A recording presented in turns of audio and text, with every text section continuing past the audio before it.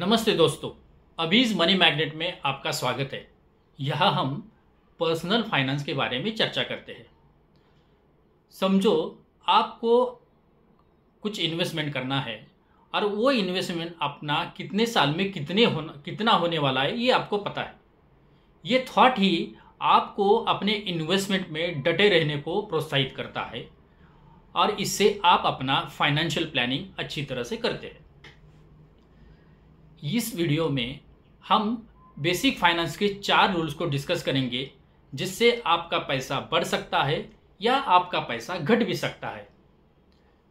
चलिए तो one by one हम ये 4 रूल देखेंगे। पहला रूल, रूल ऑफ 72।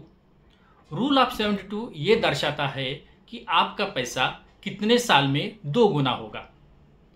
इसका एक सिंपल मैथमेटिकल फार्मूला है, 72 डिवाइड बाय द इंटरेस्ट हम जो अपने इंस्ट्रूमेंट पे मिलने वाला है।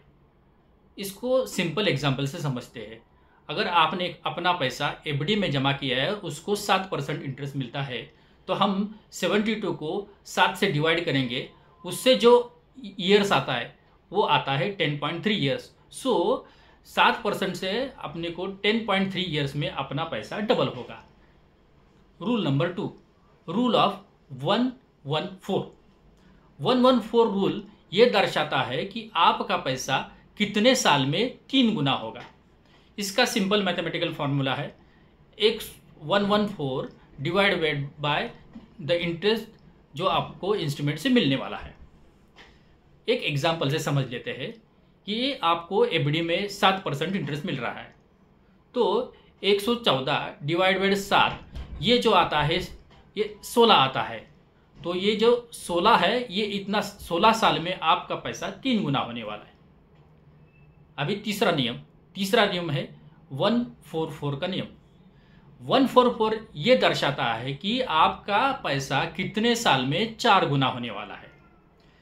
ये भी सिंपल एग्जांपल है। 144 को जो इंटरेस्ट मिल रहा है उसको डिवाइड करो, जो आंसर आता है वो उतने साल है जितने साल में आपका पैसा 4 गुना होने वाला है। एक एग्जांपल से समझ लेते, आपने एफडी में अमाउंट डिपॉजिट किया है, उसका जो इंटरेस्ट रेट है 7 है, तो अगर हम 144 को 7 से डिवाइड करते हैं तो उसका आता है 20.6। तो बैंक में आप पर 7% से आप जो अमाउंट रखते हैं उसमें हम अगर 20 साल रखेंगे तो अपना अमाउंट 4 गुना होगा। अभी ये जो 3 रूल देखे उसमें अपना पैसा बढ़ता है, लेकिन चौथे रूल में अपना पैसा घट जाता है क्योंकि उसमें इन्फ्लेशन रेट काम करता है। वो कैसे, हम थोड़ा समझ के लेंगे। इसका सिंपल मैथमेटिकल फार्मूला है 70 डिवाइड बाय योर आपका इन्फ्लेशन रेट। अभी प्रेजेंट आपका इन्फ्लेशन रेट है 7%, तो अगर हम 70 को 7 से डिवाइड करेंगे तो उसका जो ईयर्स आता है वो 10 आता है।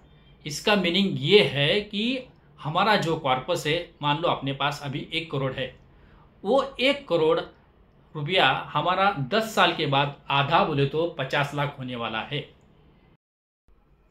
अभी दिक्कत वाली ये बात है कि एक रूल अपना पैसा बढ़ा रहा है और दूसरा रूल अपना पैसा घटा रहा है।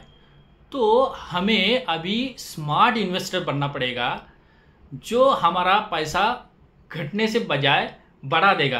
तो हमें अपना पैसा ऐसा इंस्ट्रूमेंट में इन्वेस्ट करना पड़ेगा जो इंस्ट्रूमेंट इन्फ्लेशन रेट को बीट करता हो, बोले तो इन्फ्लेशन रेट से ज़्यादा इंटरेस्ट देता हो। अभी इस पे ऐसे कौन से इंस्ट्रूमेंट है जो इन्फ्लेशन रेट से ज़्यादा आपको इंटरेस्ट रेट देते हैं? तो एक हो सकता है एक गोल्ड का इन्वेस्टमेंट, दूसरा होता है म्यूचुअल फंड का इन्वेस्टमेंट, और तीसरा आप डायरेक्टली स्टॉक्स में भी इन्वेस्ट कर सकते हो। और जाते जाते एक ही बोलता हूँ, स्मार्ट इन्वेस्टर बनो, अपना पैसा प्रॉपर तरीके से इन्वेस्ट करो। अगर आपका पैसा प्रॉपर मैनेज नहीं किया तो पैसा बढ़ने के बजाय घट सकता है। और आपको ये कंसेप्ट अच्छा लगा हो तो चैनल को सब्सक्राइब कीजिए, शेयर कीजिए और लाइक कीजिए। धन्यवाद।